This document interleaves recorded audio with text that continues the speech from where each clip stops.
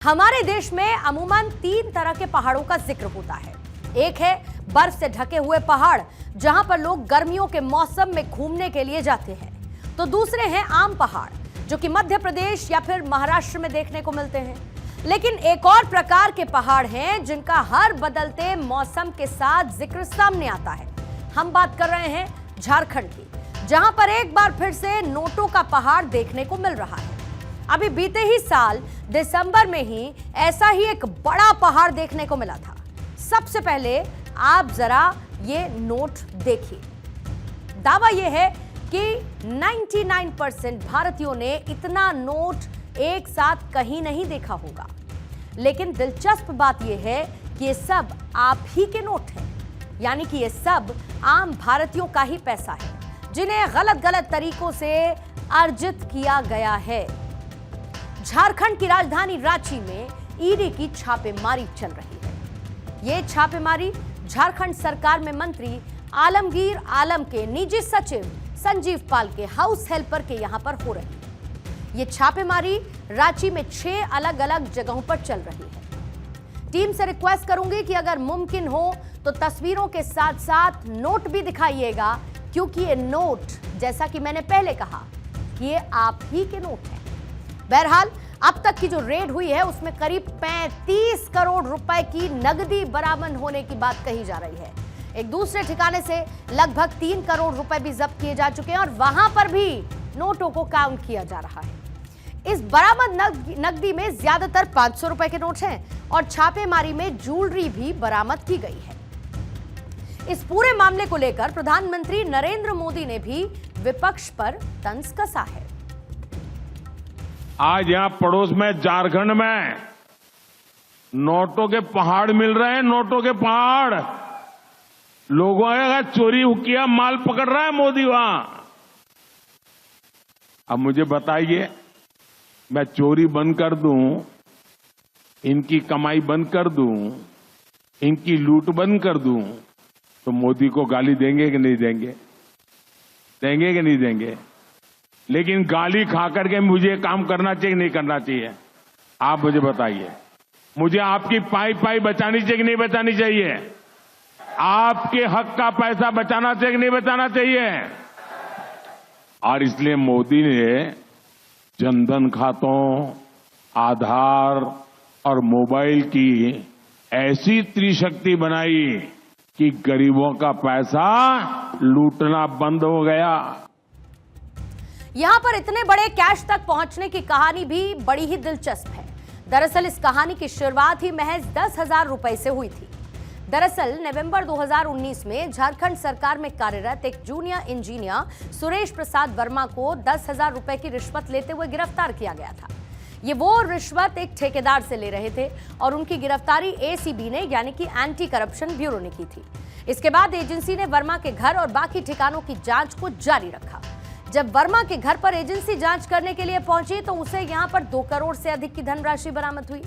Agency को पूछताछ में यह पता चला कि वर्मा किराए के घर में रहते हैं और ये घर ग्रामीण विकास विभाग के चीफ इंजीनियर वीरेंद्र राम का है। वर्मा ने यह भी बताया कि यहां पर मिला हुआ पैसा उनसे संबंधित नहीं, बल्कि वो पैसा भी वीरेंद्र राम का है और उन्होंने ही ये उन्हें रखने के लिए दे दिया था। फरवरी 2023 में वीरेंद्र राम के ठिकानों पर छापेमारी हुई। वीरेंद्र राम के यहां पर ईडी को 30 लाख रुपए मिले और इसके अलावा 1.5 करोड़ की ज्वेलरी, यानी कि जेवर मिले। ईडी को यहां पर कई कागजात भी मिले और वीरेंद्र राम को एजेंसी ने गिरफ्तार कर लिया। अब इस मामले में ईडी फिर से एक्टिव हुई और उसने ग्रामीण विकास मंत्रालय के मंत्री आलमगीर आलम के निजी सचिव के ठिकानों को तलाशना शुरू कर दिया। बताया गया कि जिस नौकर के यहां पर करोड़ों की नकदी मिली है, वो मात्र 15,000 रुपए हर महीने पाता है, यानी कि कमाई 15,000 रुपए की हर महीने। एजेंसी अब इस पैसे का स्रोत पता करने की कोशिश करेगी। आज रांची में ईडी ने दबिश दी और रांची के लगभग आधा दर्जन से ज़्यादा इलाकों में ईडी ने छापेमारी की है।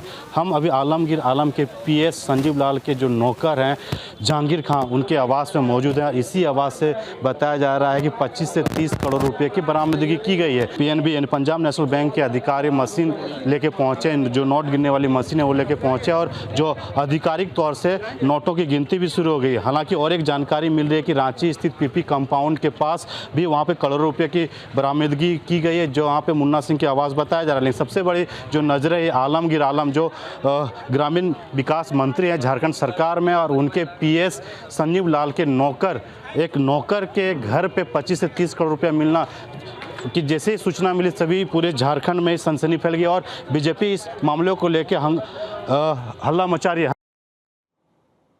इस पूरे कैश लोक कांड में बात 10,000 रुपए से निकली और 35 करोड़ तक जा पहुंची। अब यहां पर अगर आप इस पूरी ट्रेल का विश्लेषण करेंगे तो एक तस्वीर निकलकर सामने आती है। यहां पर इस ट्रेल को और आसानी से आप ये ऐसे समझ सकते हैं कि इसके लिए हमने बीते साल दिसंबर में पकड़े गए कांग्रेस सांसद धीरज साहू के ठिकानों से पकड़े गए 351 करोड़ रुपए को भी अपने इस विश्लेषण का हिस्सा बनाया है। अब आप जरा इन लेयर्स को देखिए, जहां पर हमें यह तो मालूम होता है कि पैसा किसका है, लेकिन सीधे तौर पर यह पैसा उसके घर से या दफ्तर से नहीं मिलता है।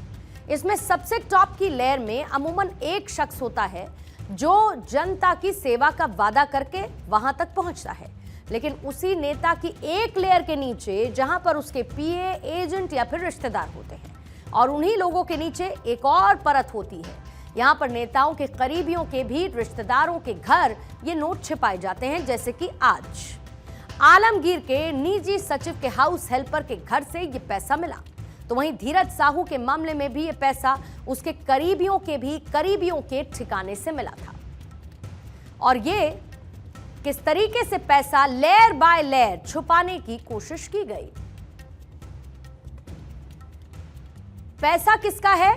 फर्स्ट लेयर का, पहली लेयर का पैसा है, लेकिन उनके राजदार उस पैसे को छिपाने वाले अलग अलग लेयर में किस तरीके से बंटते हैं। उनके करीबी, उनके करीबियों के करीबी और उनके करीबियों के भी करीबी इस लेयर में आते हैं, जिसमें पीए, एजेंट, दोस्त, रिश्तेदार, नौकर, रिश्तेदार, ड्राइवर, हर कोई शामिल होता है। लेकिन असल में पैसा किसका? वो टॉप 1 लेयर में बैठे हुए आदमी का। आज सबसे नीचे वाली लेयर से 10,000 रुपए पकड़े गए। एजेंसी एक लेयर ऊपर पहुंची तो 35 करोड़ रुपए पकड़े गए। अब मुमकिन है कि इससे भी ऊपर काफी पैसा दबा हुआ हो, लेकिन चिंता की बात क्या है कि ये सारा पैसा आपका है, हमारा है। ये सारा का सारा पैसा जनता का है, लेकिन भ्रष्टाचारी लोग, करप्ट लोग ये लेयर का गेम क्यों खेलते हैं? इसका जवाब है कि पकड़े जाने पर नीचे वाली लेयर से खुद को अलग कर ले, जैसा कि आज आलमगीर आलम ने किया। उनका कहना है कि उनका निजी सचिव तो एक सरकारी मुलाजिम है, वो मुझसे पहले भी कई लोगों का सचिव रह चुका है, मेरा उससे कोई मतलब नहीं। संजीव लाल एक सरकारी मुलाजिम है, वो हमारा पीएस है, और हम लोग भी जब भी पीएस यूएस सिलेक्शन करते हैं तो अनुभव के आधार पर करते हैं। इसके पहले भी 2 मंत्री का पीएस रह चुके थे।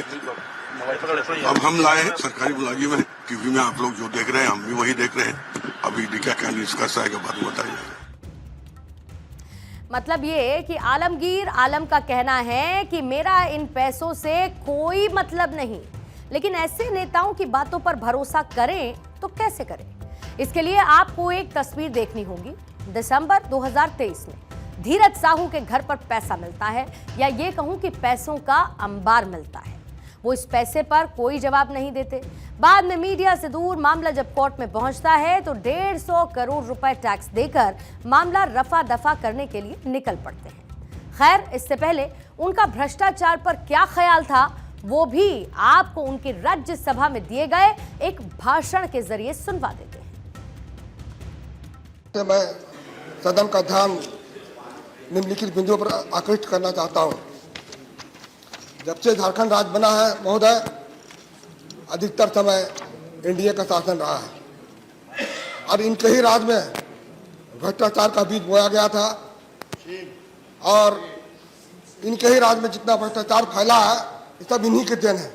इनके जिनके भी नाम ले रखे, मैं अपने नाम से नाम नहीं लेना चाहता हूं, इनके राज में मंत्री भी थे और वो भ्रष्टाचार की जब बात करते हैं तो उन्हें अपने घर में भी झांक कर देखना चाहिए कि इनके घर में क्या हुआ नहीं हुआ। ये है प्योर डबल स्टैंडर्ड की परिभाषा। कुछ यही हिसाब किताब आलमगीर का भी है। आज आलमगीर के करीबियों के घर से पैसा निकल रहा है, तो वहीं यही आलमगीर कुछ दिन पहले एक पोस्ट शेयर करते हुए सवाल पूछ रहे थे कि बीजेपी ने सारा पैसा अडानी को दे दिया। मतलब आप ये सोचिए कि जिस वक्त आलमगीर ये पोस्ट शेयर कर रहे होंगे और सवाल उठा रहे होंगे, तब उन्हें इस बात की पूरी समझ होगी कि वो जो कुछ कह रहे हैं वो महज कहने के लिए वो कह रहे हैं।